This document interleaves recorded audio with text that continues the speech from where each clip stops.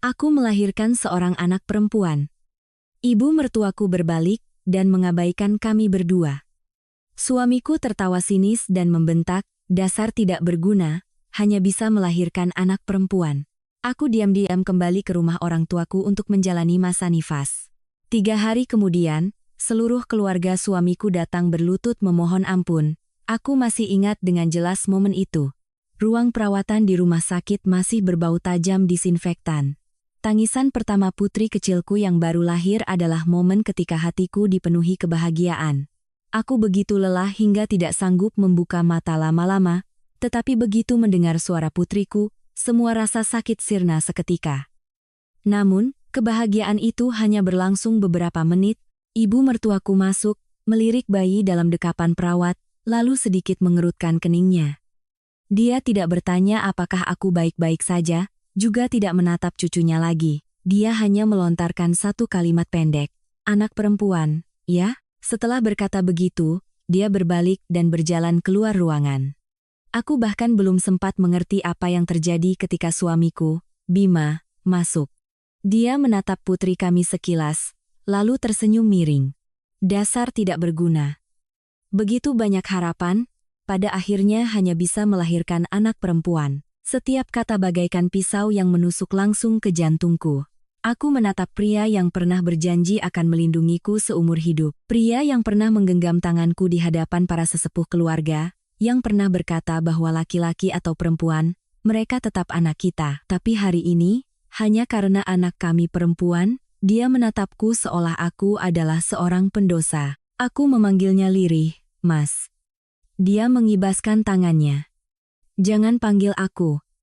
Istirahat saja. Aku harus mengantar ibu pulang. Selesai berkata, dia berbalik pergi.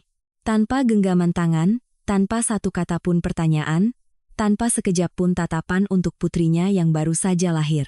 Pintu ruang perawatan tertutup, hanya menyisakan aku, putriku, dan suara monoton monitor detak jantung.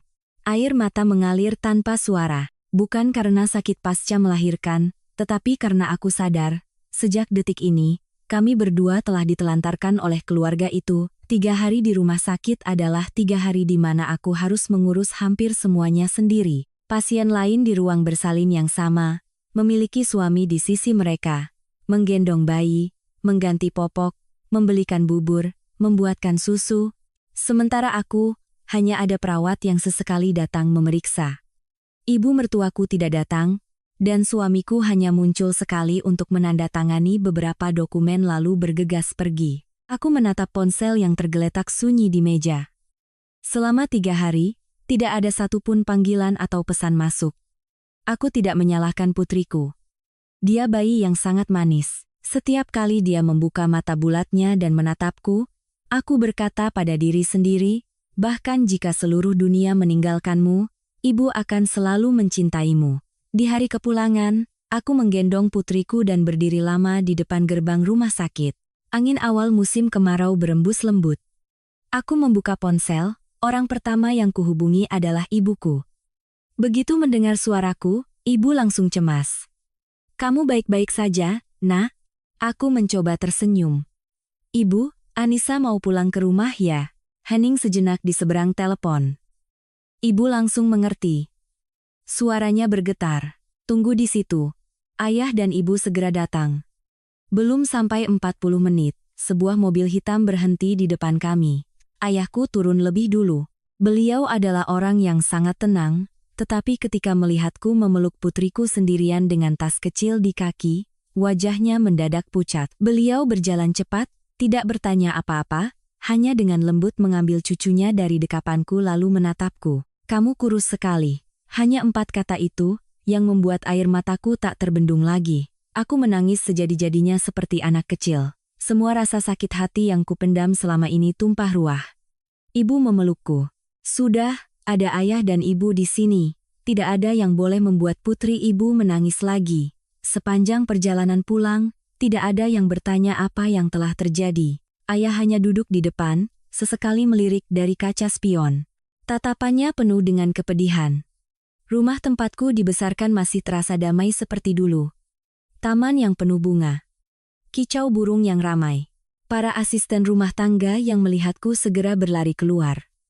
Semua orang gembira menyambut kehadiran seorang bayi. Tidak ada yang bertanya laki-laki atau perempuan, semua memuji betapa cantiknya putriku.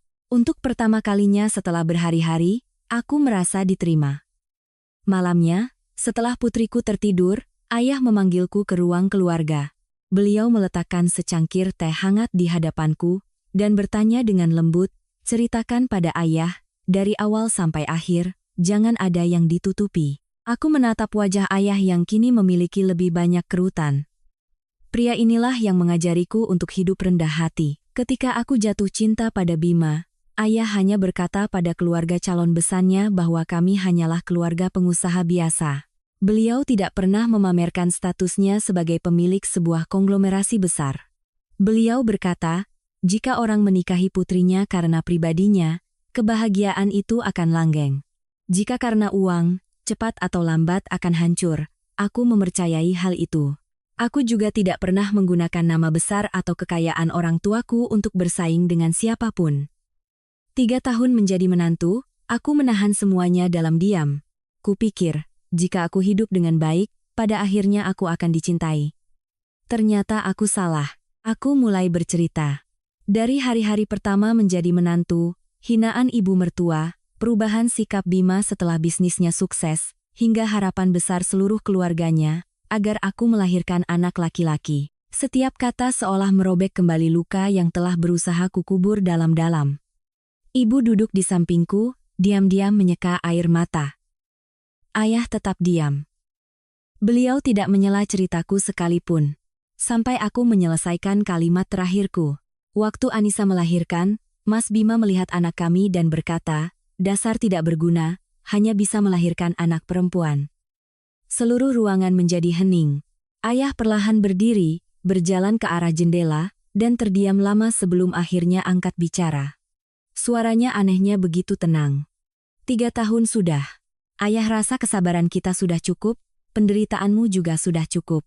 Beliau berbalik menatapku. Tatapan lembutnya yang biasa kini menjadi begitu tegas. Putri ayah bukan untuk dihina orang lain, bukan untuk diinjak-injak harga dirinya. Jika mereka meremehkanmu, jangan salahkan ayah, jika ayah mengajari mereka tentang harga sebuah kesombongan. Beliau mengangkat teleponnya, lalu berjalan tanpa suara ke ruang kerjanya. Pintu tertutup. Malam itu, aku tidak tahu siapa saja yang ayah hubungi, tetapi aku tahu pasti, setelah malam itu, kehidupan keluarga suamiku tidak akan pernah setenang sebelumnya. Malam itu, setelah ayah masuk ke ruang kerjanya, seluruh rumah diselimuti keheningan. Aku tidak bertanya apa yang akan ayah lakukan. Selama 30 tahun menjadi putrinya, aku paham satu hal. Semakin tenang ayah, semakin tidak ada yang bisa mengubah keputusannya. Aku kembali ke kamar, menatap putriku yang tertidur lelap di boks bayi yang baru disiapkan ibu. Wajahnya kemerahan, bibir mungilnya mengerucut seolah sedang tersenyum. Aku mengelus lembut rambut tipisnya, dan berbisik pada diri sendiri. Mulai hari ini, ibu tidak akan membiarkan siapapun membuatmu merasa tidak berharga hanya karena kamu seorang perempuan. Keesokan paginya, ibu membawakan semangkuk bubur hangat ke kamarku. Beliau menatapku lama lalu bertanya dengan lembut, "Apa kamu menyesal, nak?" Aku mengerti apa yang ibu tanyakan. Aku tersenyum sedih. Tentu saja, Bu. Anissa menyesal karena berpikir bahwa dengan bersabar, orang lain akan menghargai kita. Ibu menggenggam tanganku. Ada orang-orang yang semakin kamu berkorban, semakin mereka menganggapnya sebagai hal yang wajar. Semakin kamu mundur, semakin mereka maju untuk menindasmu. Jangan salahkan dirimu lagi. Aku mengangguk. Pandanganku tanpa sadar kembali ke kenangan 3 tahun lalu. Hari ketika aku membawa Bima untuk bertemu orang tuaku, dia mengenakan kemeja putih sederhana, berbicara dengan sopan, dan tatapannya selalu tertuju padaku dengan penuh cinta. Hari itu setelah Bima pulang, ayah hanya menanyakan satu hal, "Kamu yakin dia bisa membuatmu bahagia?" Aku tersenyum sangat cerah. Anissa percaya padanya, ya. Ayah tidak menentang. Beliau hanya berpesan satu hal. Jangan pernah ceritakan pada keluarganya tentang pekerjaan ayah yang sebenarnya. Biarkan mereka berpikir keluarga kita pengusaha biasa. Jika mereka menyukaimu karena dirimu apa adanya, itulah yang paling berharga. Saat itu aku masih tertawa, putri ayah tidak akan ada yang menikahi karena uang, kok. Ayah hanya tersenyum dalam diam. Sekarang jika dipikir-pikir, mungkin ayah sudah melihat hal-hal yang tidak pernah kubayangkan. Pernikahan kami berlangsung sederhana. Keluargaku tidak pamer, tidak ada iring-iringan mobil mewah, tidak ada liputan media. Tidak ada hadiah yang mencolok, semuanya cukup untuk membuat kedua belah pihak bahagia. Keluarga suami sangat puas. Ibu mertua sering membanggakan pada tetangga bahwa dia mendapatkan menantu yang baik, penurut, dan tidak banyak menuntut. Hari-hari pertama menjadi menantu, aku tulus menganggap mertuaku seperti orang tua kandung. Setiap pagi aku bangun lebih awal untuk memasak, pulang kerja langsung membersihkan rumah, dan di akhir pekan mengantar ibu mertua periksa kesehatan dan membeli obat. Pernah suatu malam sendinya sakit parah. Akulah yang menggendongnya ke mobil untuk dibawa ke rumah sakit. Saat itu beliau pernah memegang tanganku dan berkata, "Punya menantu sepertimu adalah berkah bagi ibu."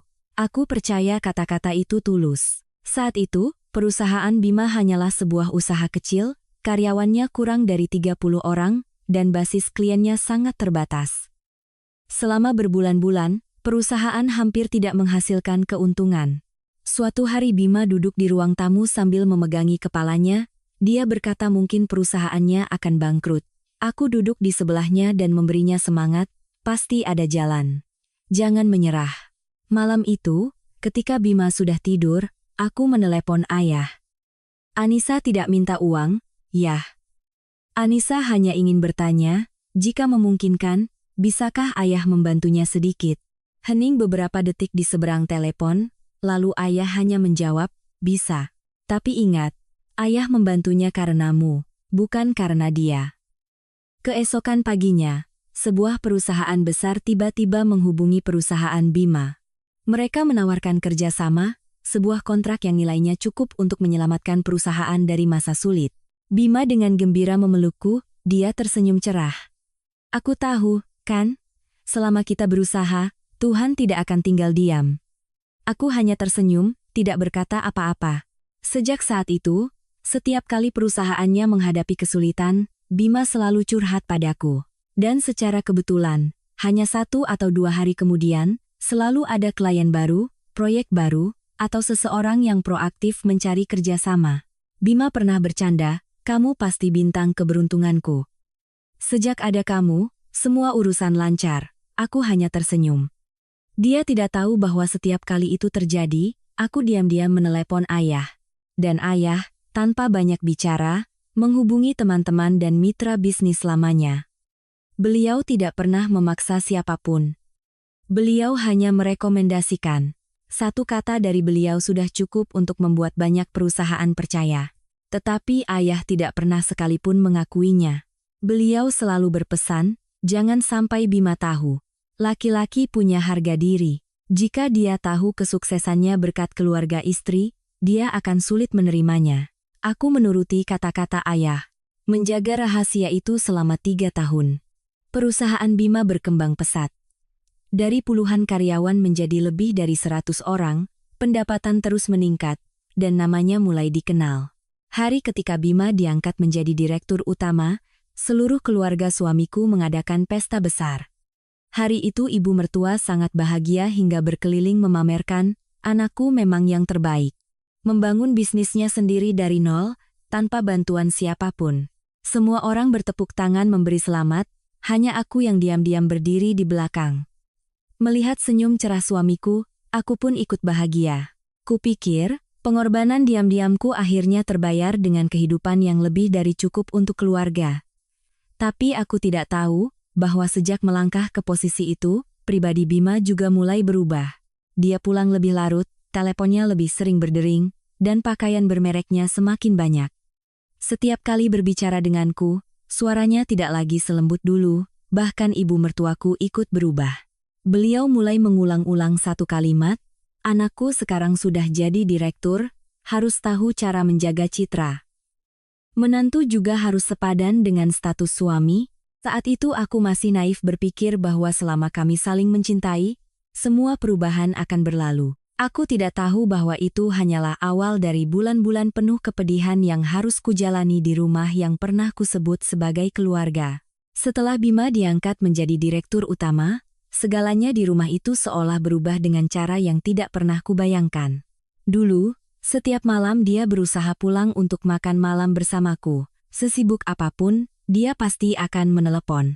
Tetapi sejak jabatan barunya, meja makan seringkali hanya ada aku dan ibu mertua. Pernah aku menunggunya sampai jam 9 malam, makanan sudah dingin, telepon tidak diangkat. Hampir tengah malam dia baru pulang dengan bau alkohol yang menyengat. Aku bergegas membantunya. Dia menepis tanganku. Jangan ganggu aku lelah. Aku menarik tanganku dalam diam, mencoba meyakinkan diri sendiri bahwa dia stres karena pekerjaan. Aku tetap sabar merawatnya. Pagi-pagi menyiapkan pakaiannya, malam-malam menunggunya pulang. Untuk perjalanan dinasnya yang panjang, aku selalu menyiapkan kopernya dengan teliti. Aku tidak pernah mengeluh karena kupikir inilah saat suamiku paling membutuhkanku. Namun, pengorbananku sepertinya tidak ada artinya lagi. Suatu malam, saat makan, ibu mertua tiba-tiba meletakkan sumpitnya. Beliau memandangku dari atas ke bawah lalu berkata, "Anakku sekarang direktur. Kamu juga harus tahu cara merawat diri. Kalau keluar penampilan biasa-biasa saja begini, nanti orang pikir istri direktur tidak ada kelasnya." Aku tersenyum. "Anissa rasa begini sudah cukup, Bu. Anissa tidak suka pamer." Beliau tertawa sinis. Memang orang yang tidak punya ambisi. Bima yang mendengar itu hanya menunduk dan melanjutkan makannya. Dia tidak membelaku sedikit pun. Itulah pertama kalinya aku merasakan jarak di antara kami. Tak lama kemudian, ibu mertua mulai menyinggung soal anak. Beliau berkata, keluarga ini hanya punya Bima sebagai anak laki-laki. Kamu harus melahirkan cucu laki-laki penerus keluarga untuk ibu. Wajahku memerah. Iya, Bu. Anissa dan Mas Bima juga sedang berharap punya anak. Beliau mengangguk. Ingat, harus laki-laki. Anak perempuan tidak ada gunanya. Aku sedikit tertegun, merasa tidak nyaman, tetapi tetap diam. Kupikir itu hanyalah pemikiran kuno orang tua. Beberapa waktu kemudian, aku menyadari diriku hamil. Hari ketika aku memegang hasil tes di tangan, aku gemetar karena bahagia. Hal pertama yang kulakukan adalah menelepon Bima. "Ada apa?" Suaranya terdengar sibuk. Aku tertawa. "Mas, kita akan jadi orang tua." Hening beberapa detik, lalu dia tertawa keras. "Benarkah?" Aku segera pulang. Hari itu Bima membeli banyak sekali makanan dan memelukku erat. "Kali ini harus anak laki-laki, ya? Supaya keluarga kita punya penerus." Aku menatapnya. "Laki-laki atau perempuan, kan sama saja, Mas." "Anak kita juga." Dia tersenyum. "Iya, sama-sama anak. Tapi kalau laki-laki tetap lebih baik." Kalimat itu membuat senyum di bibirku sedikit memudar. Bulan-bulan awal kehamilan, aku mual parah, makan apapun selalu muntah. Pernah baru selesai memasak, aku langsung lari ke kamar mandi. Wajahku pucat pasi, tetapi ibu mertua tetap memberiku pekerjaan rutin, mencuci baju seluruh keluarga, mengepel rumah, menyiapkan sarapan. Pernah aku terlalu lelah, dan duduk beristirahat sebentar. Beliau lewat dan berkata, "Dulu ibu waktu hamil Bima masih kerja di sawah seharian. Kamu baru begitu saja sudah mengeluh." Aku hanya bisa meminta maaf. Malamnya aku bercerita pada Bima. Dia hanya menjawab, "Ibu benar juga. Sabar sedikit." Ya, orang tua memang begitu, tapi niatnya baik. Aku kembali diam. Mungkin itu kalimat yang paling sering kudengar selama 3 tahun menjadi menantu. Sabar sedikit, nanti juga semua baik-baik saja. Memasuki bulan kelima kehamilan, seorang kerabat datang berkunjung. Dia melihat perutku lalu tersenyum. Perutnya rendah begini, pasti anak laki-laki. Ibu mertua mendengarnya dan wajahnya langsung berseri-seri. Selama beberapa hari, beliau pamer ke semua orang, "Keluargaku akan segera punya cucu laki-laki." Aku mendengarnya dan hanya bisa tersenyum masam.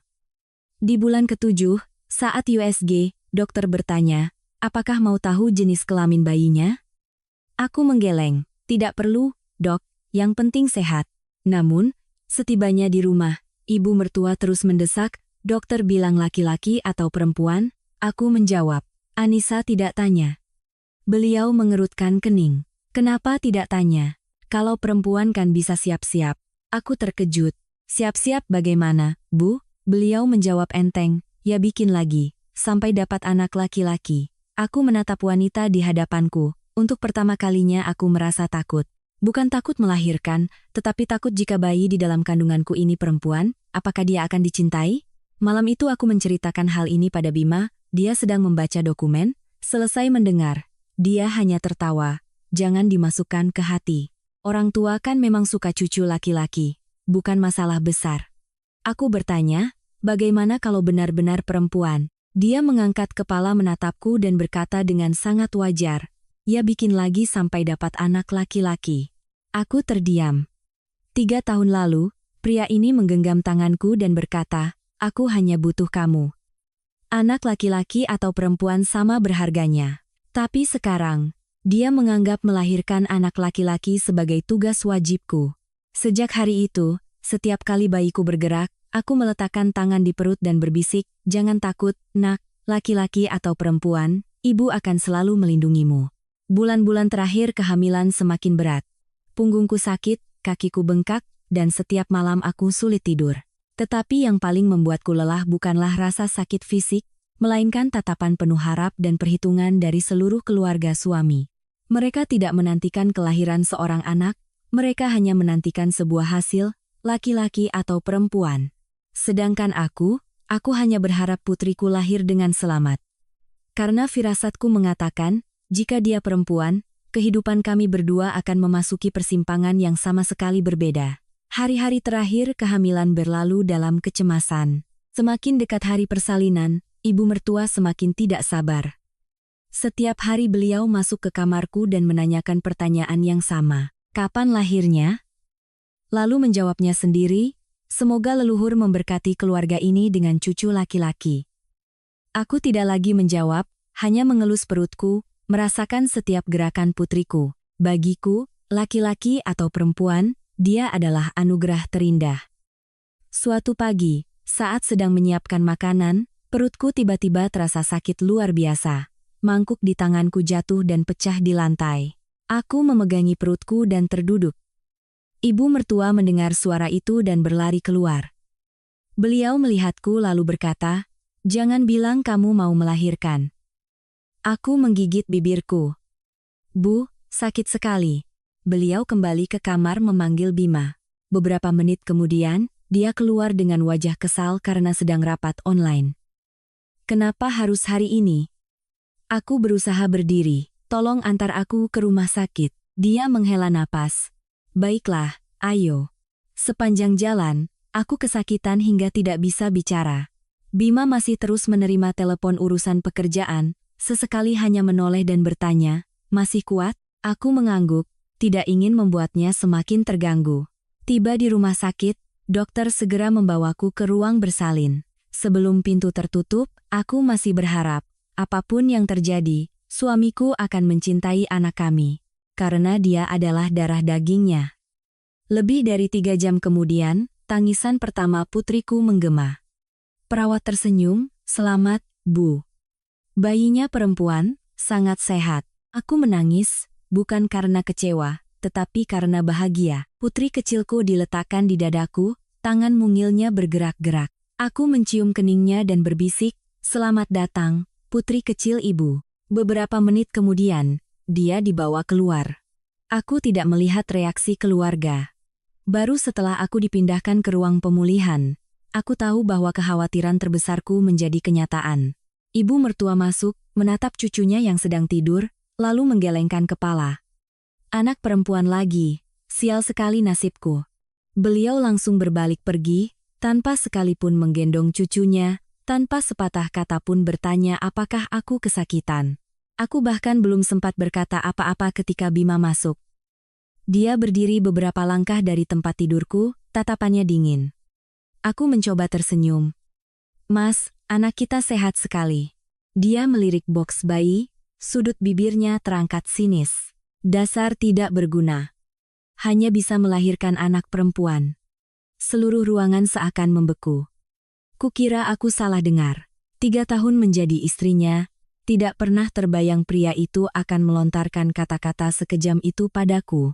Aku menatapnya, suaraku bergetar. Kamu bilang apa barusan? Bima mengangkat bahu. Apa aku salah bicara? Semua harapan keluarga akhirnya sia-sia. Dia tidak melanjutkan kalimatnya, tapi aku tahu apa yang dia sesalkan. Perawat yang berdiri di dekat kami sedikit mengerutkan kening. Dia berkata dengan lembut, "Pak, ibu dan bayinya selamat itu sudah anugerah. Laki-laki atau perempuan kan sama saja." Bima hanya tersenyum miring. Mungkin bagi Anda begitu. Tapi bagi keluarga saya, beda. Selesai berkata, dia berbalik pergi. Dari awal sampai akhir, dia tidak pernah menyentuh putrinya sekalipun. Aku memeluk putriku, air mata jatuh tanpa suara ke rambut lembutnya. Seolah merasakan kesedihanku, putri kecilku ikut menangis. Aku menenangkannya sambil berkata pada diri sendiri, "Tidak apa-apa nak, ada ibu di sini." 3 hari di rumah sakit terasa seperti 3 tahun. Ibu mertua tidak kembali. Bima hanya muncul sekali untuk menandatangani dokumen administrasi. Dia meletakkan berkas di meja, dan berkata dengan dingin, "Kata ibu, kalau sudah pulih, pulang sendiri saja." Aku sibuk. Aku menatapnya dan bertanya lirih, "Mas tidak mau menemani kami sebentar?" Dia melihat jam tangannya. "Aku ada janji. Kamu sudah dewasa, bisa urus diri sendiri." Pintu kembali tertutup. Kali ini aku tidak menangis lagi. Mungkin air mataku sudah habis. Di hari kepulangan, aku menelepon ibuku. Mobil yang kukenal dengan cepat muncul. Ayah menggendong cucunya dengan tangannya sendiri. Ibu memelukku. Mereka berdua tidak bertanya apapun di depan gerbang rumah sakit, hanya diam-diam membawa kami pulang. Ketika mobil berhenti di depan rumah, para asisten rumah tangga berlari keluar. Seorang yang lebih tua melihat putriku dan tersenyum. Nona kecil mirip sekali dengan ibu waktu kecil. Yang lain berseru, "Cantiknya, seperti bidadari." Untuk pertama kalinya sejak melahirkan, aku melihat putriku disambut dengan tatapan cinta yang tulus. Sore harinya, ayah pulang kerja lebih awal. Beliau langsung naik ke kamarku, menatap cucunya yang tertidur lelap dalam dekapan ibuku. Wajah ayah yang biasanya tegas tiba-tiba melembut. Beliau membungkuk untuk menggendong cucunya. Bayi mungil itu membuka mata, menggenggam jari ayah. Ayah tertawa, tawa yang langka setelah sekian lama. Beliau menoleh padaku, "Anak secantik ini, ada saja orang yang tidak bisa menghargainya." Benar-benar buta. Aku tidak berkata apa-apa, hanya menunduk. Ayah meletakkan cucunya kembali ke boks bayi lalu menarik kursi dan duduk di hadapanku. Suaranya perlahan, "Ayah sudah dengar sedikit dari ibumu. Tapi ayah ingin mendengarnya langsung darimu. Jangan ada yang terlewat." Aku menarik napas dalam-dalam, lalu menceritakan kembali setiap perkataan ibu mertua, setiap sikap dingin Bima, terutama kalimat di ruang perawatan itu. Dasar tidak berguna, hanya bisa melahirkan anak perempuan. Begitu aku selesai bercerita, aku melihat tangan ayah terkepal erat hingga urat-uratnya terlihat. Beliau orang yang sabar, jarang sekali marah, tetapi tatapan matanya hari ini bahkan membuatku merasa asing. Beliau berdiri, berjalan ke jendela, dan terdiam lama sebelum berbalik. Suaranya tenang, 3 tahun ayah menghargai pilihanmu. Ayah diam-diam membantu agar hidupmu lebih baik, tetapi mereka pikir semua itu pantas mereka dapatkan. Beliau menatapku lurus. Tahukah kamu, nak, ada orang yang baru sadar apa yang berharga setelah mereka kehilangan segalanya. Beliau mengeluarkan ponsel dari sakunya, menekan nomor 1 persatu dengan perlahan. Panggilan pertama berlangsung kurang dari 2 menit. Panggilan kedua lebih singkat. Panggilan ketiga, beliau hanya mengucapkan satu kalimat, "Sudah saatnya semua bantuan dihentikan." Lalu beliau menutup telepon, meletakkannya di meja, dan menatapku dengan tatapan tegas. "Kamu fokus saja pulih dan merawat anakmu. Sisanya, biar ayah yang urus." Malam itu, saat aku memeluk putriku dan tidur nyenyak setelah berhari-hari kelelahan, di tempat lain, roda pertama dari badai besar mulai berputar. Dan kali ini, tidak ada seorang pun di keluarga suamiku yang menyangka bahwa hanya dalam beberapa hari, semua yang mereka banggakan akan runtuh satu persatu. Pagi di hari ketiga aku berada di rumah orang tuaku. Suasana di rumah besar ini masih setenang biasanya. Ibu bangun pagi-pagi untuk memasakkanku bubur hangat. Ayah, dengan setelan jasnya yang biasa, dengan tenang menyesap kopi sebelum berangkat. Melihatnya, tidak ada yang akan menyangka pria itu baru saja membuat keputusan yang bisa mengubah nasib sebuah perusahaan. Sebelum masuk mobil, ayah hanya berkata padaku, "Kamu di rumah saja rawat cucu ayah, tidak perlu pikirkan apapun." Aku mengangguk. Sejak kecil, setiap kali ayah mengatakan itu, aku tahu semua masalah akan beres di tangannya. Sementara itu, di perusahaan Bima, pagi yang kacau baru saja dimulai. Begitu melangkahkan kaki ke ruang kerjanya, dia sudah melihat kepala divisi penjualan menunggu di depan pintu dengan wajah tegang. "Pak Bima, ada masalah." Bima meletakkan tasnya.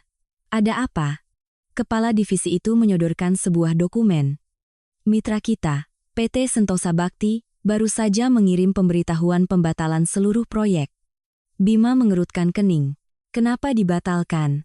Kemarin baik-baik saja." "Mereka tidak memberi alasan jelas, Pak. Hanya bilang tidak akan melanjutkan kerjasama." Bima segera menelepon. "Pihak di seberang sana tetap sopan. Mohon maaf, Pak. Ini sudah keputusan final dari kami. Semoga kita bisa bekerja sama di lain waktu." Bima mencoba bertanya, apakah ada yang salah dari pihak kami? Orang itu hanya menjawab, "Tidak bisa kami sampaikan." Lalu panggilan berakhir. Belum sempat dia mencerna apa yang terjadi, sekretarisnya berlari masuk. "Pak Bima, dari PT Anugerah Jaya juga baru mengirim surat. Mereka meminta penundaan penandatanganan kontrak." Bima terkejut. Tidak mungkin. Itu adalah proyek yang dia kejar selama hampir setengah tahun. Semua klausul hampir final, tinggal tanda tangan. Tapi pagi ini mereka tiba-tiba mundur. Belum berhenti di situ. Menjelang siang, mitra lama lainnya juga mengumumkan pemutusan kerjasama. Alasannya sangat singkat. Arah bisnis sudah tidak sejalan. Seluruh kantor mulai panik. Telepon terus berdering, email pembatalan kontrak datang bertubi-tubi. Bima duduk terpaku di depan komputernya. Dia belum pernah mengalami situasi seperti ini. Hanya dalam beberapa jam, 3 kontrak besar lenyap begitu saja. Sorenya, rapat darurat diadakan. Direktur Keuangan meletakkan laporan di hadapan Bima. Jika 3 kontrak ini batal, arus kas perusahaan akan sangat terganggu. Kita juga harus membayar denda sesuai perjanjian dengan para pemasok. Kepala divisi lain angkat bicara. "Karyawan sangat khawatir, Pak. Semua bertanya-tanya ada apa." Bima mencoba tetap tenang. "Semua tetap bekerja seperti biasa. Biar saya yang tangani." Tetapi dia sendiri tidak tahu harus mulai dari mana. Malamnya, dia pulang. Begitu masuk pintu, ibunya langsung bertanya, "Bagaimana? Kontraknya sudah ditandatangani?" Bima duduk dengan lelah di sofa. "Semuanya hancur, Bu." Ibu mertua terkejut. "Hancur bagaimana?" 3 mitra besar mundur bersamaan. "Aku juga tidak tahu kenapa." Ibunya langsung cemas. "Apa perusahaan sedang ada masalah?" Bima menggeleng. "Aku sudah periksa. Tidak ada kesalahan, tidak ada keluhan, tidak ada sengketa. Semuanya normal. Mereka hanya serentak menolak." Tepat saat itu, telepon Bima berdering lagi. Seorang teman di dunia bisnis menelepon. "Kamu belakangan ini cari masalah dengan siapa?" Bima bingung. "Maksudmu?" Temannya menjawab, "Kudengar banyak pihak diam-diam menghindari kerjasama dengan perusahaanmu. Aku tidak tahu persis alasannya, hanya desas-desus saja." Panggilan berakhir. Perasaan tidak enak mulai menyelimuti hati Bima. Keesokan paginya, masalah terus berdatangan. Sebuah bank menginformasikan akan meninjau ulang batas kreditnya. 2 klien lain meminta penundaan pembayaran. Beberapa pemasok menuntut pembayaran di muka. Kabar buruk datang silih berganti. Hanya dalam 2 hari, perusahaannya jatuh ke dalam kondisi yang belum pernah terjadi sebelumnya. Bima berlari ke sana kemari menemui mitra. Ada yang beralasan sibuk, ada yang menolak bertemu, ada yang begitu melihatnya langsung menghindar dengan sopan. Untuk pertama kalinya dalam kariernya, dia merasa benar-benar tidak berdaya. Di rumah, ibu mertua juga mulai gelisah. Beliau terus menelepon ke sana kemari, tetapi tidak ada yang tahu penyebabnya. Ada yang bahkan berbisik, katanya perusahaan Bima dianggap tidak punya kredibilitas lagi. Kalimat itu membuat wajahnya pucat. Tidak mungkin. Anakku selalu dipuji karena kemampuannya. Kenapa hanya dalam beberapa hari jadi begini? Sore itu, saat aku sedang menggendong putriku di teras, teleponku bergetar. Nama Bima muncul di layar. Aku menatapnya lama sebelum mengangkat. Suaranya serak, "Kamu sehat?" Aku menjawab dengan tenang. "Kami berdua sehat." Dia terdiam beberapa detik, lalu bertanya, "Bagaimana kabar ayah dan ibumu?" Aku menjawab, "Baik-baik saja." "Ada apa?" Dia tertawa canggung. "Tidak ada apa-apa, hanya bertanya." Aku bisa mendengar kelelahan dalam suaranya, tetapi hatiku tidak lagi merasa iba seperti dulu. Selama 3 tahun, setiap kali dia kesulitan, orang pertama yang dia cari adalah aku. Bukan karena cinta, tetapi karena setiap kali curhat padaku, keesokan harinya semua masalah selalu selesai dengan sendirinya. Sayangnya, dia tidak pernah sekalipun bertanya pada dirinya sendiri, mengapa ada begitu banyak kebetulan aneh seperti itu. Panggilan berakhir dengan cepat. Aku meletakkan telepon dan kembali menimang putriku. Malamnya, ayah pulang. Begitu beliau masuk ruang keluarga, teleponnya terus berdering. Panggilan dari teman-teman lamanya. Ada yang melaporkan sudah menghentikan kerjasama, ada yang bilang mitra lain sudah paham, ada yang hanya tertawa. "Tenang saja, urusan ini akan kami tangani dengan rapi." Ayah hanya mengucapkan terima kasih dengan lembut, tanpa menunjukkan kegembiraan. Ibu menatapnya. "Apa ini tidak terlalu keras, Mas?" Ayah perlahan meletakkan cangkir tehnya. "Aku belum melakukan apa-apa. Aku hanya berhenti membantu. Apa yang mereka miliki selama ini bukan datang dengan sendirinya. Sekarang mereka hanya kembali ke posisi mereka yang sebenarnya." Beliau menatap ke arah kamarku. Suaranya merendah. "Sebagai seorang ayah, aku bisa memaafkan jika ada yang menghinaku. Tapi aku tidak akan pernah memaafkan orang yang menyakiti putri dan cucuku." Malam itu, di rumah orang tuaku, aku tidur nyenyak memeluk putriku. Sementara di belahan kota yang lain, Bima hampir tidak tidur semalaman. Dia menatap laporan keuangan yang penuh angka merah, dan di kepalanya hanya ada satu pertanyaan. Kenapa hanya dalam 3 hari, semuanya bisa runtuh secepat ini? Dia masih belum tahu. Itu baru permulaan. Hari keempat sejak aku meninggalkan rumah suami, krisis tidak hanya berhenti, tetapi menyebar dengan kecepatan yang membuat semua orang di perusahaan Bima ketakutan. Begitu tiba di kantor, dia melihat puluhan karyawan berdiri bergerombol, semua berbisik-bisik. Suasana terasa berat, berbeda dari hari-hari sebelumnya. Sekretarisnya bergegas menghampiri. "Pak Bima, ada 2 mitra lagi yang mengirim pemberitahuan pemutusan kerjasama.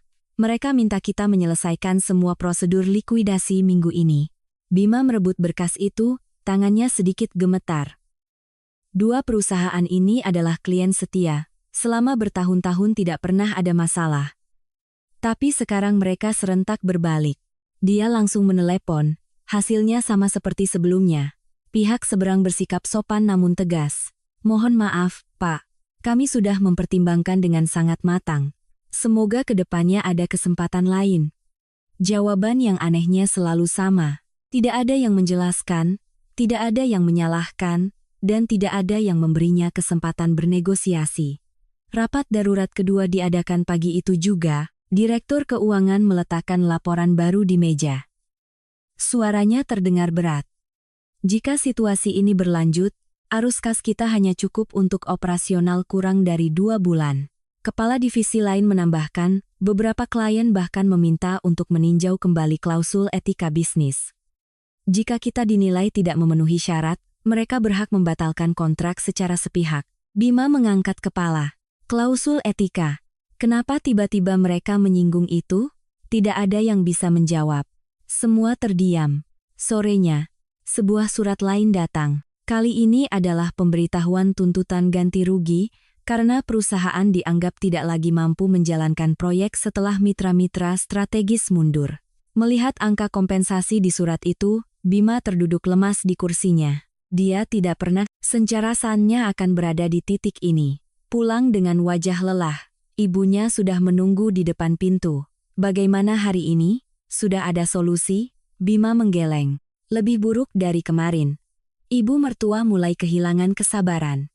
"Tidak mungkin. Kamu berbisnis bertahun-tahun tidak ada yang pernah komplain. Kenapa tiba-tiba semua orang memusuhimu?" Bima duduk diam. Pikirannya terus memutar ulang setiap kejadian. Dia mencoba mengingat apakah belakangan ini dia menyinggung seseorang, membuat kesal mitra, atau mengambil keputusan yang salah. Tetapi semakin dipikirkan, semakin tidak ada jawaban. Tepat saat itu, seorang teman dekatnya menelepon, mereka bertemu di kafe biasa. Temannya menatap Bima lama sebelum bertanya, "Jujur saja, apa belakangan ini kamu cari masalah dengan orang besar?" Bima menghela napas. "Kalau aku tahu, aku sudah minta maaf." Temannya menggeleng. "Aku sudah tanya beberapa orang. Semua hanya bilang satu hal, ada yang tidak ingin perusahaanmu terus berkembang. Tapi siapa orang itu? Tidak ada yang berani bilang." Bima terdiam. Untuk pertama kalinya setelah bertahun-tahun, dia merasa begitu kecil. Saat kembali ke mobil, dia tanpa sadar membuka ponselnya, daftar panggilan muncul. Matanya berhenti pada namaku. Entah kenapa, sebuah kenangan lama tiba-tiba muncul. 3 tahun lalu, saat perusahaan pertama kali krisis, dia duduk di ruang tamu mengeluh padaku sampai larut malam. Keesokan paginya, seorang klien besar datang menawarkan kontrak. Kedua kalinya, ketika proyek terhenti, dia juga bercerita padaku. Hanya sehari kemudian, semua masalah selesai. Ketiga kalinya, saat bank menolak pinjaman, dia putus asa. Aku hanya berkata lembut, "Tidur saja dulu, Mas. Besok pasti beres." Dan anehnya, keesokan harinya bank mengubah keputusan. Tidak hanya memberi pinjaman, tapi juga menaikkan batas kreditnya. Kenangan itu terus bermunculan. Bima tanpa sadar mencengkeram setir. Dia bergumam, "Kenapa setiap kali selalu begitu? Kenapa setiap kali setelah aku bicara padanya, semua menjadi baik-baik saja? Apa ini hanya kebetulan, atau..." Belum sempat dia berpikir lebih jauh, teleponnya berdering lagi. Dari kepala divisi penjualan, suara di seberang terdengar cemas. "Pak Bima, beberapa karyawan kunci mengajukan pengunduran diri. Mereka takut perusahaan tidak akan bertahan." Bima memejamkan mata. Dia tahu, ketika kepercayaan hilang, segalanya akan runtuh dengan cepat. Malamnya, dia duduk sendirian di ruang kerjanya. Ruangan luas yang dulu membuatnya bangga kini terasa dingin. Matanya tanpa sengaja melihat foto keluarga di rak. Itu adalah foto ulang tahun pernikahan kami yang kedua. Di foto itu, aku berdiri di sampingnya dengan senyum cerah.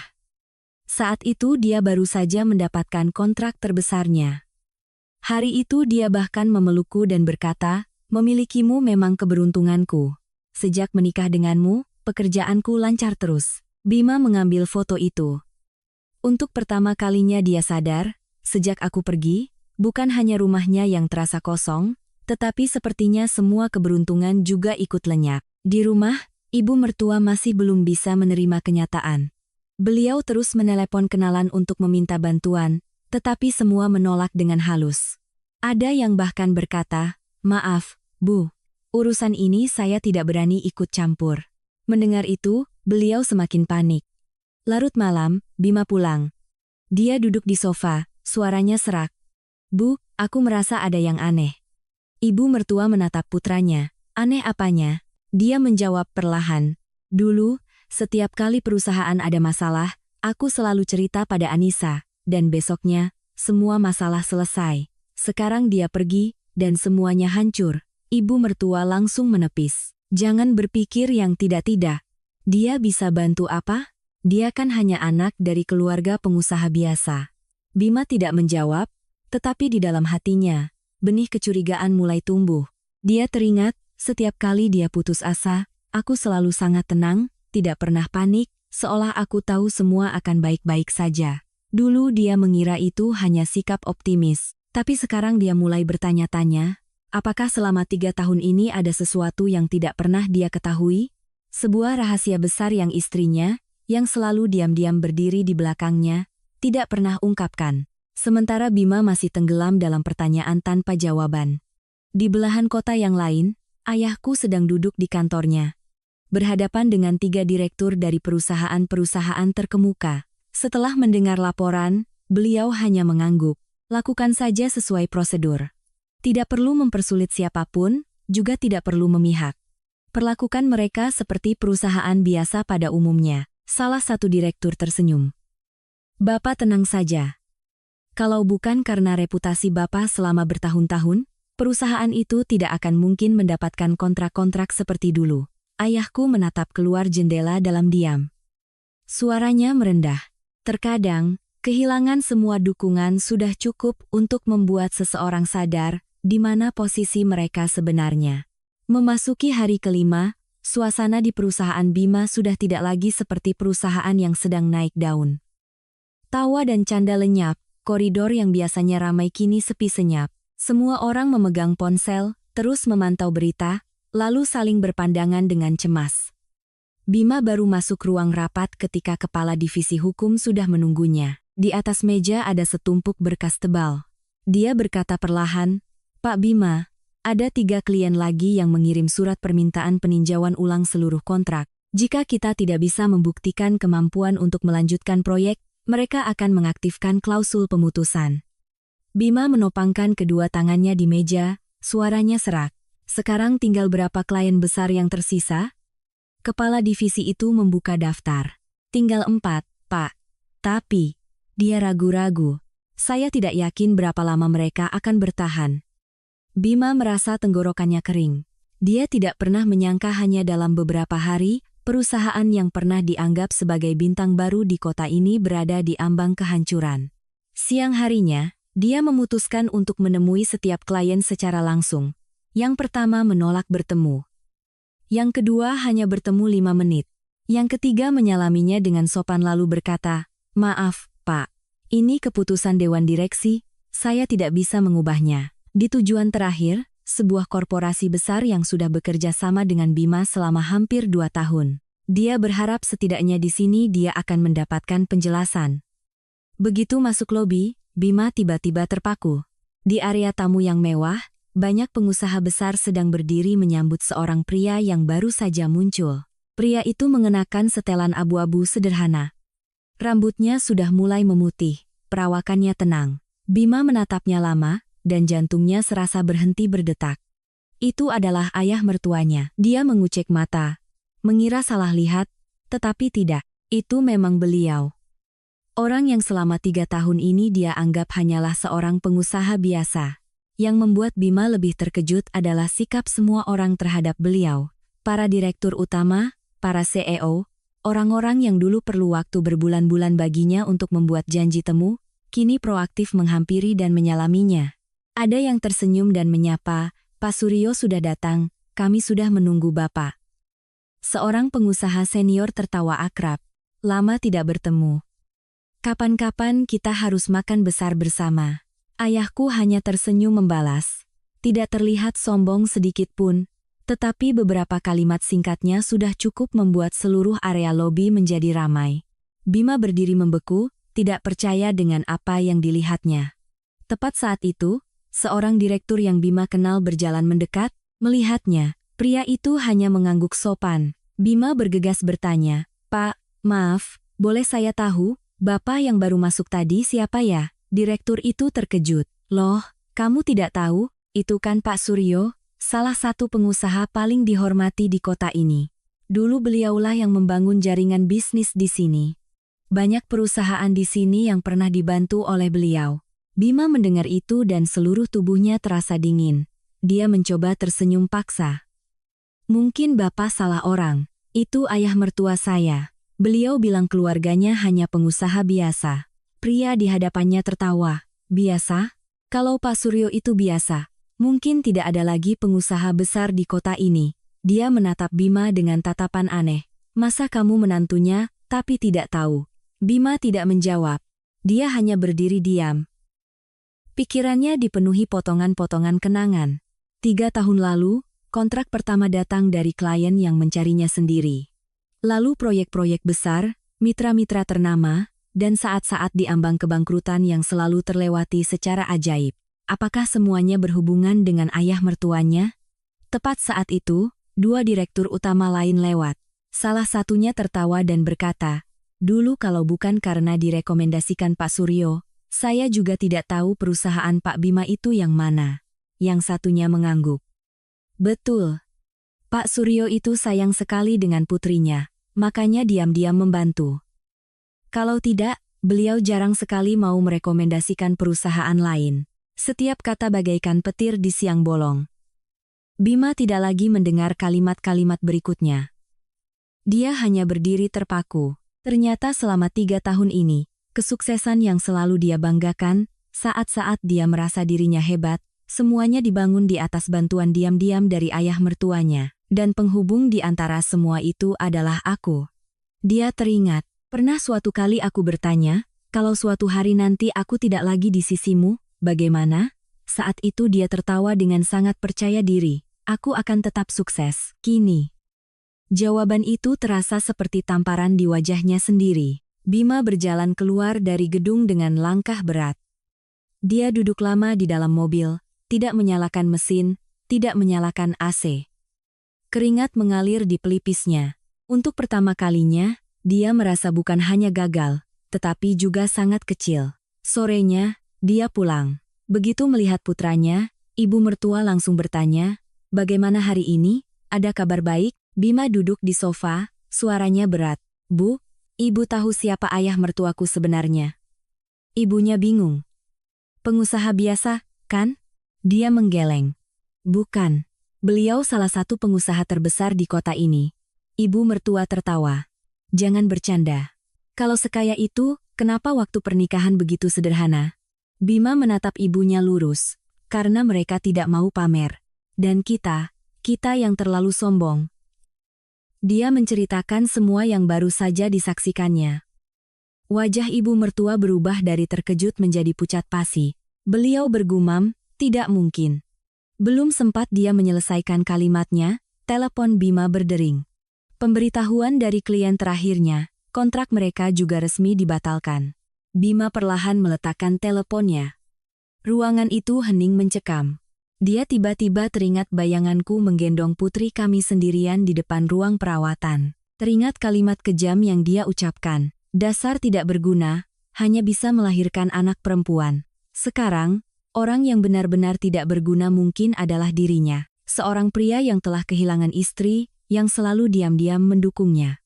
Kehilangan orang yang tanpa suara, memberinya semua kesempatan, yang dia kira adalah hasil kerja kerasnya sendiri. Ibu mertua terduduk lemas di sofa, suaranya bergetar. Atau kita ke sana, minta maaf pada Anissa saja." Bima memejamkan mata. Untuk pertama kalinya setelah bertahun-tahun, dia mengangguk tanpa ragu. Karena dia sadar, jika masih ada satu orang yang bisa menyelamatkan keluarganya, orang itu hanyalah aku.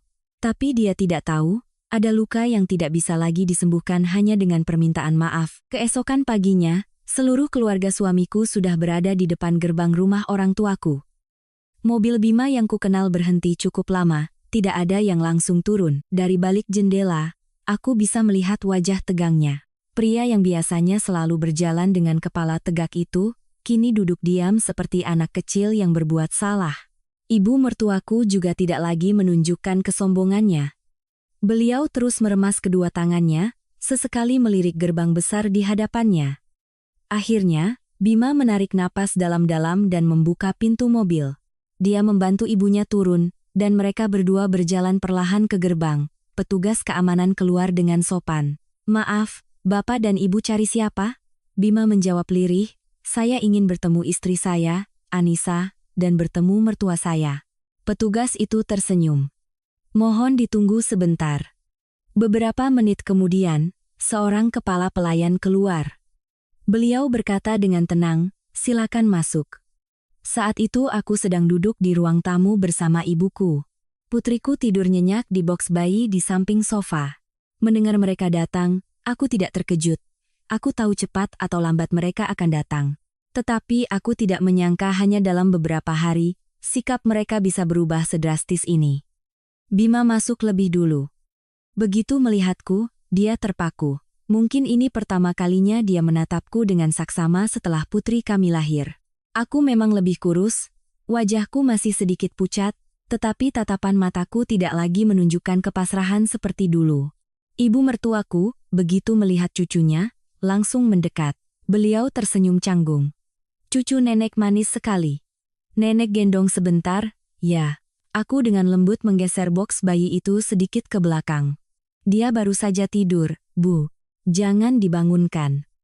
Tangan beliau membeku di udara. Ini adalah pertama kalinya aku menolaknya. Tidak dengan suara keras, tidak dengan kasar, tetapi juga tidak lagi dengan kepatuhan. Suasana di ruangan menjadi kaku. Tepat saat itu, ayahku turun dari tangga. Beliau masih mengenakan pakaian rumah yang sederhana, tetapi kehadirannya seolah membuat seluruh ruangan hening. Bima langsung berdiri dan sedikit menunduk. Selamat pagi, Ayah.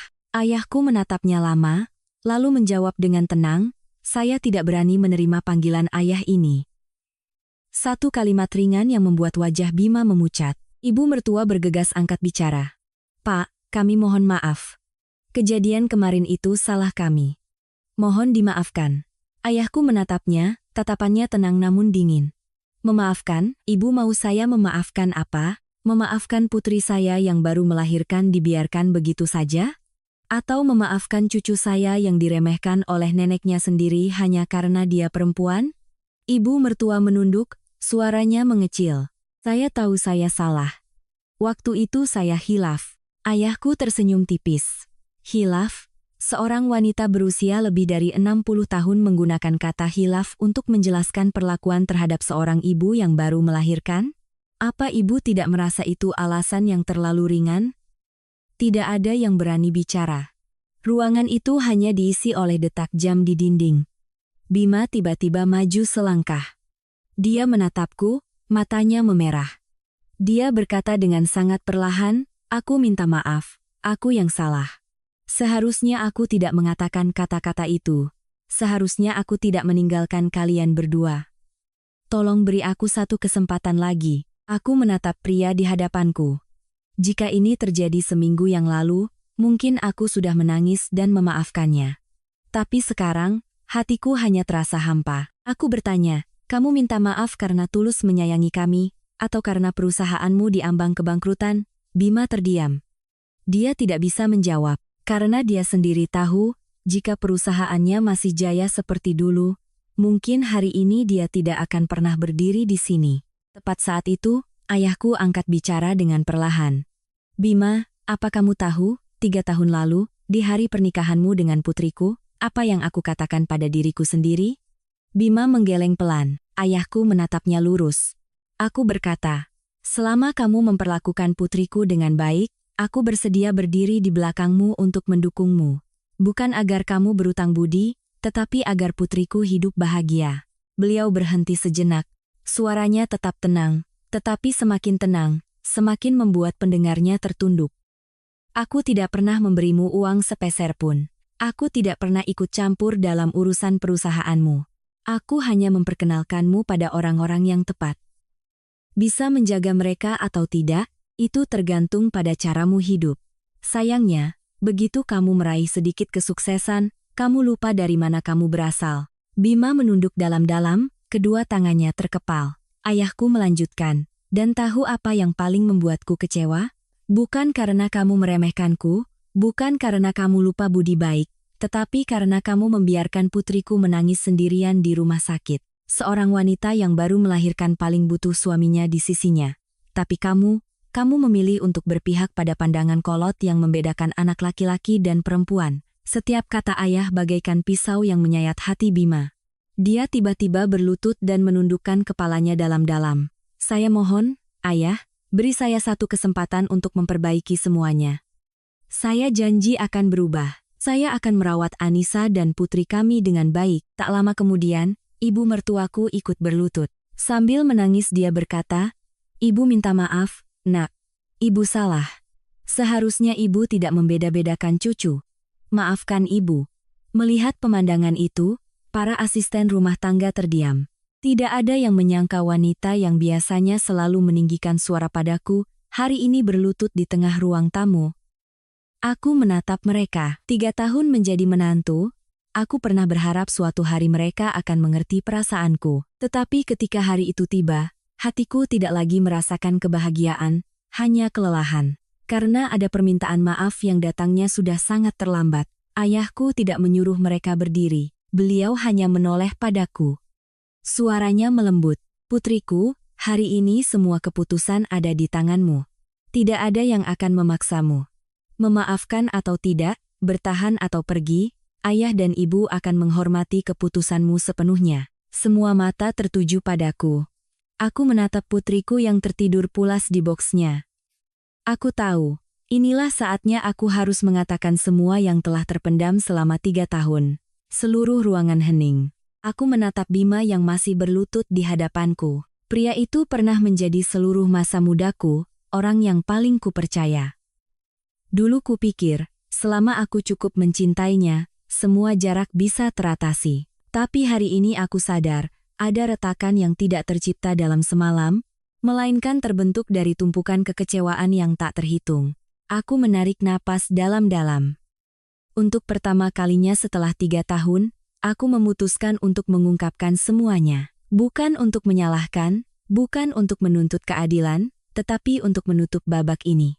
Aku menatap lurus ke arah Bima. Masih ingat hari pertama aku masuk ke rumahmu? Hari itu ibumu memegang tanganku dan berkata, selama kamu tulus, keluarga ini akan menganggapmu seperti anak sendiri. Aku percaya itu. 3 tahun ini, aku selalu berusaha menepati janjiku. Setiap pagi aku bangun sebelum semua orang, memasak sarapan, mencuci baju, membersihkan setiap sudut rumah. Tidak pernah menunggu disuruh. Ibu mertua menunduk, tangannya gemetar. Aku melanjutkan. Saat ibu sakit dan harus dirawat di rumah sakit, siapa yang terjaga semalaman merawatnya?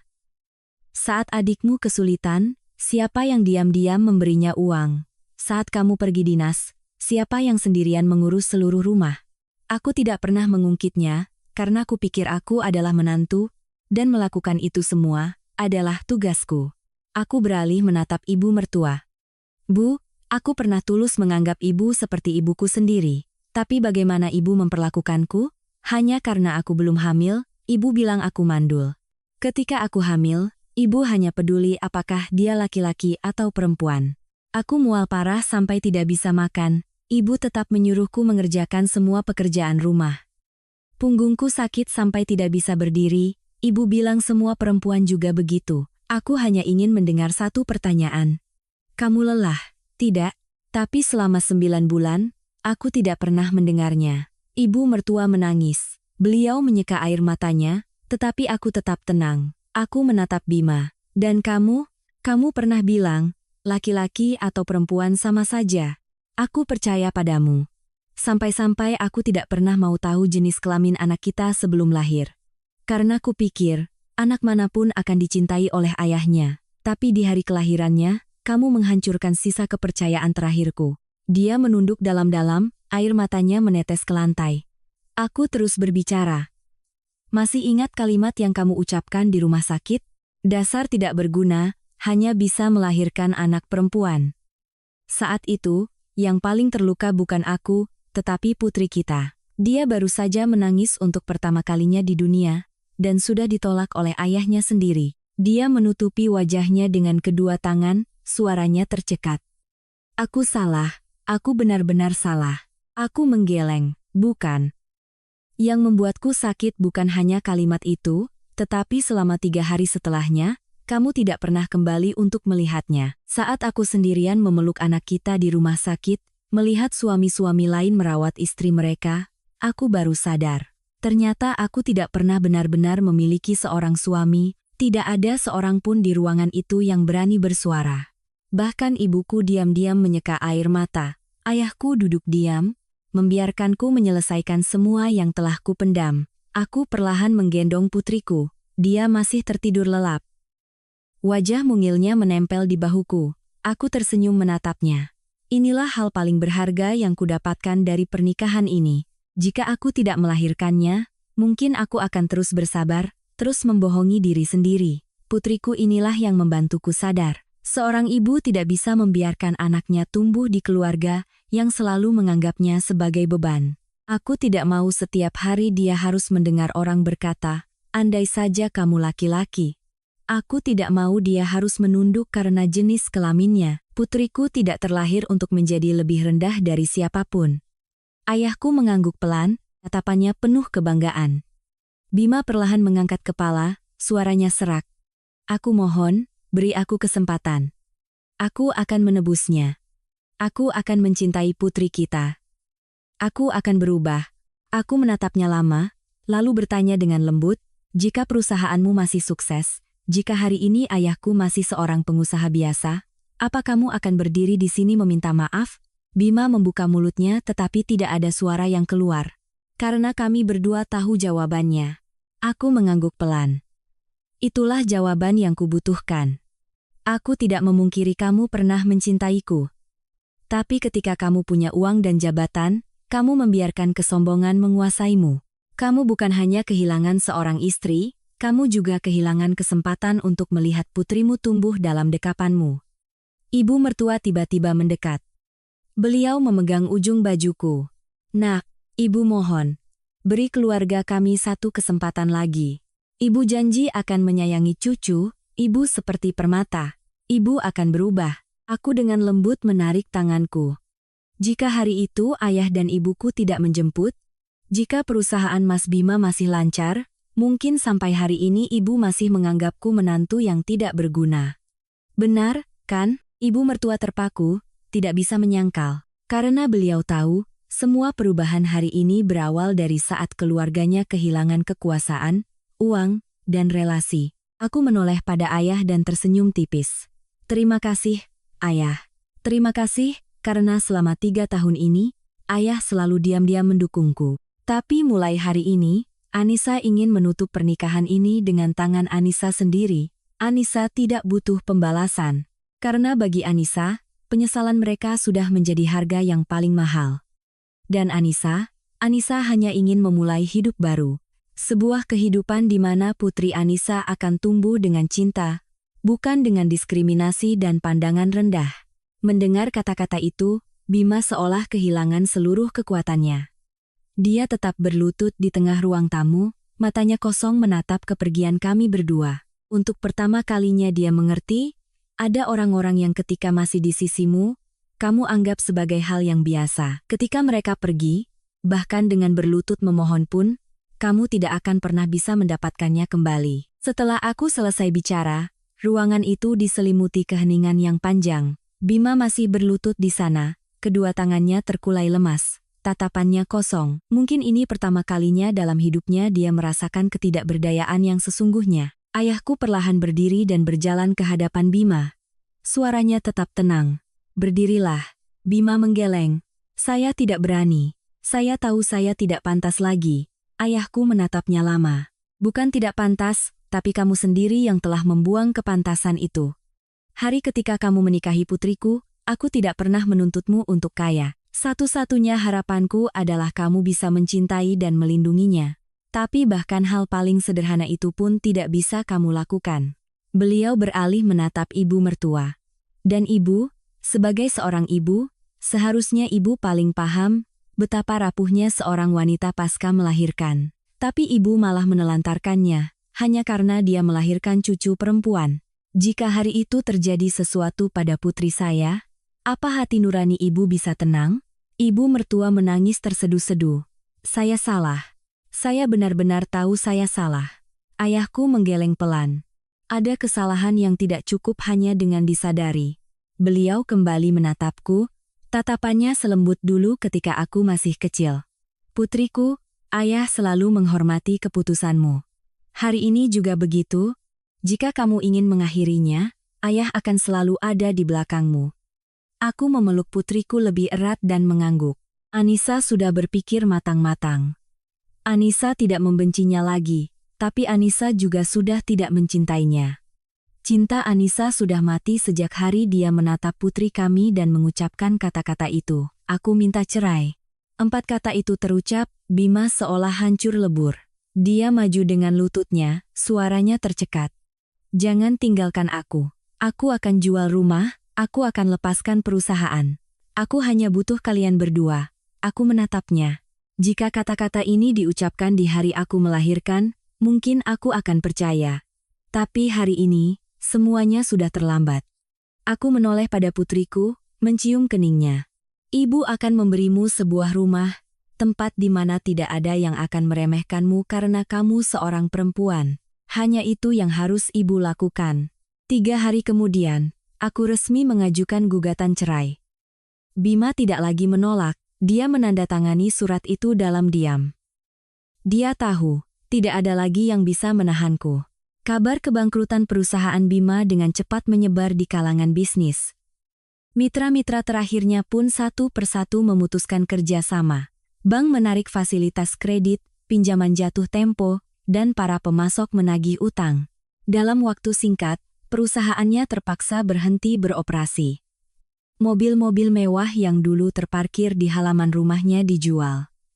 Rumah besar mereka juga dijual untuk membayar utang. Pesta-pesta mewah lenyap, orang-orang yang dulu mengelilinginya juga menghilang. Ibu mertua, dari yang selalu bangga karena putranya seorang direktur, kini harus tinggal di sebuah rumah kontrakan kecil. Pernah suatu kali beliau datang menemuiku, hanya untuk meminta izin melihat cucunya dari jauh. Aku tidak melarang. Bagaimanapun, putriku adalah darah dagingnya. Tetapi aku juga tidak membiarkannya menggendong. Bukan karena dendam, tetapi karena kepercayaan itu sudah hilang. Beliau berdiri lama menatap cucunya yang sedang belajar tengkurap, lalu menangis. Beliau berbisik, andai saja dulu ibu lebih menghargai, mungkin sekarang semuanya akan berbeda. Aku tidak menjawab, ada pertanyaan yang tidak butuh jawaban. Bima juga beberapa kali mengirim pesan. Dia bercerita sudah menjual semua asetnya dan sedang memulai lagi dari nol. Dia bilang setiap hari merindukan putrinya. Setiap kali melewati toko perlengkapan bayi, dia selalu berhenti lama. Dia sadar belum pernah membelikan putrinya satu hadiah pun, belum pernah menggantikan satu popok pun, belum pernah menggendongnya sekalipun. Dia bilang itu akan menjadi penyesalan terbesarnya seumur hidup. Aku membaca pesan itu, lalu menyimpan ponselku dalam diam. Tidak memblokir, juga tidak membalas. Karena semua kata-kata saat ini sudah tidak ada artinya lagi. 1 tahun kemudian, kehidupan kami berdua berangsur stabil. Putriku tumbuh sehat, cerdas, dan ceria. Setiap pagi dia berlari-larian di taman. Tawanya membuat seluruh rumah terasa hidup. Ayahku sering menggendongnya di pundak. Dengan bangga berkata pada teman-temannya, "Ini cucuku. Nanti besar dia mau jadi apa saja boleh, yang penting hidup dengan baik dan bahagia." Ibuku setiap hari menyiapkan makanan lezat. Beliau berkata, rumah jadi lebih ramai dengan suara anak kecil. Pernah suatu kali putriku bertanya, "Ibu, kenapa aku tidak punya ayah yang tinggal di sini?" Aku memeluknya dan tersenyum. "Kamu punya ayah, hanya saja dia tinggal di tempat lain. Tapi kamu punya kakek, punya nenek, punya ibu, dan banyak sekali orang yang menyayangimu. Itu sudah cukup, kan?" Putriku mengangguk polos lalu memeluk leherku dan tertawa ceria. Momen itu, aku tahu aku telah membuat pilihan yang tepat. Tepat ketika aku meninggalkan pernikahan yang penuh dengan pandangan rendah. Tepat ketika aku tidak membiarkan putriku tumbuh dalam kungkungan prasangka. Tepat ketika aku berani melangkah keluar untuk menemukan kembali harga diriku. Banyak orang kemudian bertanya padaku, "Pernah menyesal tidak?" Aku selalu tersenyum. Jika bisa memilih lagi, aku akan tetap melahirkan anak perempuan. Karena dialah yang memberiku kekuatan untuk keluar dari masa-masa tergelapku. Dialah yang membantuku sadar bahwa nilai seorang wanita tidak pernah ditentukan oleh apakah dia melahirkan anak laki-laki atau perempuan, tetapi ditentukan oleh bagaimana dia hidup, bagaimana dia mencintai, dan bagaimana dia berani membela apa yang benar. Adapun keluarga mantan suamiku, mereka telah kehilangan uang, kehormatan, dan reputasi. Tetapi hal yang paling membuat mereka tersiksa bukanlah kebangkrutan perusahaan, melainkan kenyataan bahwa mereka telah membuang seorang menantu yang tulus, seorang istri yang selalu mendukung, dan kesempatan untuk melihat putri kecil mereka tumbuh dalam dekapan mereka sendiri. Itulah harga yang tidak akan pernah bisa dibayar dengan uang sebanyak apapun.